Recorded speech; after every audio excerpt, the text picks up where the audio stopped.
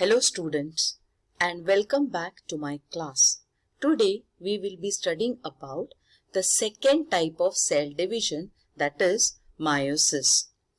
Meiosis is a special type of cell division in sexually reproducing organism used to produce the gametes such as sperms or egg cells. So this is an egg cell, this is a sperm, and you all know that the fusion of egg and sperm gives or forms a zygote or a baby. So by the process of meiosis, egg and sperm cell or gametes are formed. It is a process where a single cell divides twice to produce 4 cells containing half the original amount of genetic information. So as you can see here, a single cell divide twice or 2 times, and that produces 1, 2, 3, 4 cells which contains the original genetic information.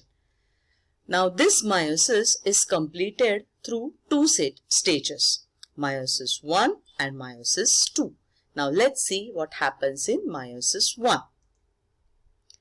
In meiosis 1, recombination and crossing over occurs between homologous chromosomes, and thereafter those homologous chromosomes are divided into 2 groups and 2 haploid cells are formed.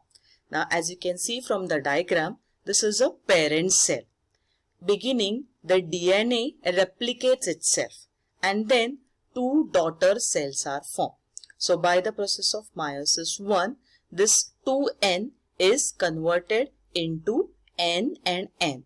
So this is a diploid gamete. Diploid means 2. That is converted into a haploid gametes or haploid cells. Haploid means 1. Now let's see what are the stages of meiosis 1. Now the first stage is prophase. As you can see here, it is a chromosomal condensation. Now we have already studied the process of mitosis, and the phases there and the phases here are almost the same. Okay, so in prophase 1, the chromosomes or chromosomal condensation, then metaphase 1, chromosomal alignment, that is arrangement. Then in anaphase 1, it is chromosomal separation. The chromosomes are separated from each other.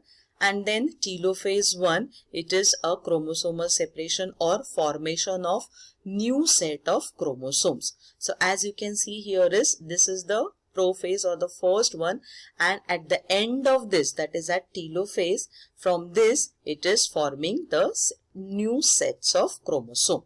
Now we begin with the meiosis 2.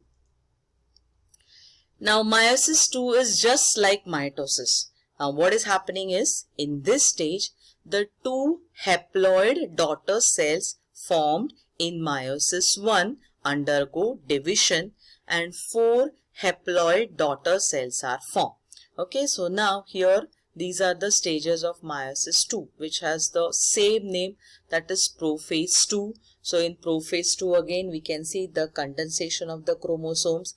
Then in metaphase 2 we can see the separation or alignment of chromosomes. Then here we can see the chromosomes are separated from each other, and in telophase, that is the last phase, we see that they are completely separated from each other. So what is happening here is the 4 haploid daughter cells are formed from 1 diploid cell. Now as I told you, diploid means 2n. So this is a 2n cell. That means 2 chromosomes are there. And then from that what is forming is 1, 2, 3 and 4 haploid. Haploid means with a single gamete. Okay, so this is our meiosis 2. During this type of cell division, crossing over occurs between the homologous chromosomes and thereby genetic recombination occurs. Now, as you can see in the diagram, these are the homologous chromosomes. So, these are the homologous chromosomes. Here the crossing over and then the recombined chromatides or chromosome. Now suppose these are the chromosome from the father. These are from the mother. Now you can see here crossing over. And then the new chromosomes that are from children, you can see that they have a complete new genetic recombination. See here we have capital AA, capital BB, small AA, small bb, and what we can see here is here A, here capital A, capital A, capital B, and small b. Now last year we have studied about the ratio, that is Mendel's dihybrid ratio. So similar principles are applied here. So due to this, all the 4 daughter cells that are genetically different from the parent cell and from each other too. So therefore, we are not the Xerox copy of our parents. We look similar to our parents, but we are not identical. This is because, as you can see here, the chromosomal crossover or genetic recombination occurs. Now, what is the significance of meiosis in human being? As you all know that in case of human being, we have 46 chromosomes, each with a 23 pair. So, this haploid cell becomes unfertilized egg in female and sperms in male. So as you can see here, this 46 is divided into 23 and you can see children here, this 23 has one chromatide. See here, this is a chromosome. This is only one arm. So that is one chromatide. The genetic difference ensures the sibling of the same parents are never entirely genetically identical. And we know what is the advantage of variation. Variation is of great advantage because that helps to generate or that exist species for a more period of time. Now let's see what is the main difference between mitosis and meiosis. Okay, so in the beginning, mitosis is diploid, that is 46. Meiosis also diploid, that is 46.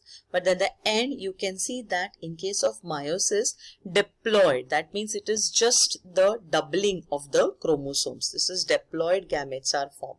Whereas in case of meiosis, here from the diploid gametes, we have the 23, that is haploid gametes are formed. So in case of mitosis, diploid to diploid, and in case of meiosis, diploid to haploid. Now let's see what is the difference and similarities between mitosis and meiosis. Mitosis occurs in all the organisms except viruses, whereas meiosis occurs in animals, plants, and fungi. Mitosis basically creates the body cells, all the cells other than the sex cells, whereas meiosis creates sex cells. In case of mitosis, one cell division, whereas in meiosis, two cell division, meiosis 1 and meiosis 2. In case of mitosis, no recombination or crossing over, whereas in case of meiosis, it is recombination as well as crossing over. Then here in case of mitosis, it produces 2 diploid daughter cell, whereas meiosis produces 4 diploid daughter cells. Here meiosis daughter cells are identical, and in case of mitosis the daughter cells are identical, whereas in case of meiosis the daughter cells are genetically different. Okay, and what is the similarities? Both creates new cells, both follow the same steps. It has 4 phases that are same, and it begins with the parent cell. Okay children, so I hope now you understand what is a mitosis and what is meiosis, and how the cell division and how from that new organisms occur. So with this we are at the end of this topic or at the end of this chapter. I hope you all understood well. Thank you very much and take care.